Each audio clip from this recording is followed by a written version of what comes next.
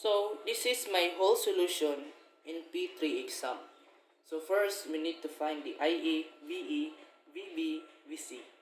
So first, we need to solve the IE. So before we get the IE, we need to determine the value of the VTH and the VB. And I mean VTH. So now, the formula of RTH is R1 times R2 all over R1 plus R2. So we input the value of this formula. So now we have 8.25 kilo ohms in the VTH.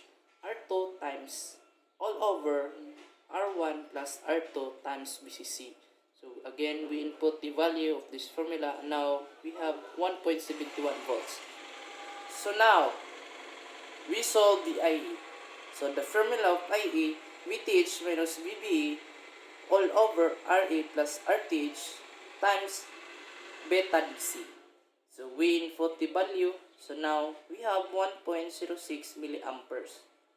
So here IC congruent to IE equals 1.06 milliamperes. So here we need to in the direction assuming the IC is congruent to IE, so that the IE now is 1.06 milliamperes. So in VE equals IE times RE plus RE2 equals 1.06 milliamperes times 940 ohms equals 1 volts. In VB equals VE plus 0.7 volts equals 1 volts plus 0.7 volts equals 1.7 volts. So in VC equals VCC minus IC RC equals 10 volts minus 1.06 milliamperes times 4.7 kilo ohms. So now we have 5.02 volts. So in this graph, we need to find the overall voltage gain and the output collector voltage. So now, first we need to solve the AC emitter resistance. So the formula is 25 millivolts all over IE. So equals 25 millivolts all over 1.06 milliamperes equals 23.6 ohms. And now, the rain total. So, since we have no value of base, so first we need to find the rain base. So, the formula of rain base is beta AC, close parenthesis, AC emitter resistance plus RE of RE parenthesis equals 1.75 times 494 parenthesis equals 86 kilo ohms. So now we can get now the rent total, which is 47 kilo ohms parallel 10 kilo ohms parallel 86.5 kilo ohms equals 7.57 kilo ohms. Now the attenuation V is all over VB RS plus rent total all over rent total. So input the value 600 ohms plus 7.53 kilo ohms all over 7.53 kilo ohms equals 1.08.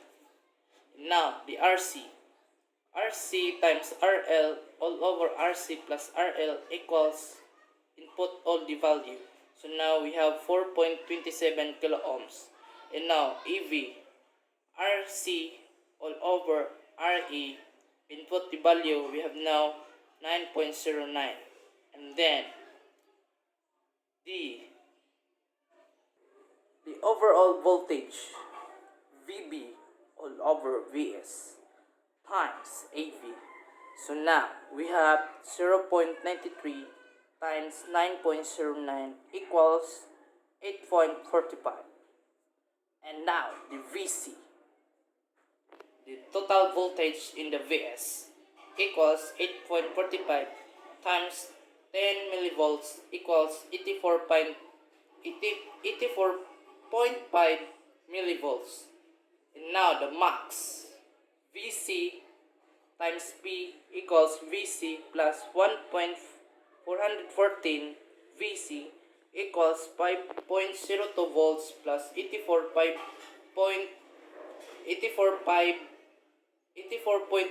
millivolts times 1.414 equals 5.14 volts. In the mean, VC times P equals VC minus 1.424 VC equals 5.02 volts minus 84.5 millivolts times 1.414 equals 4.20 volts.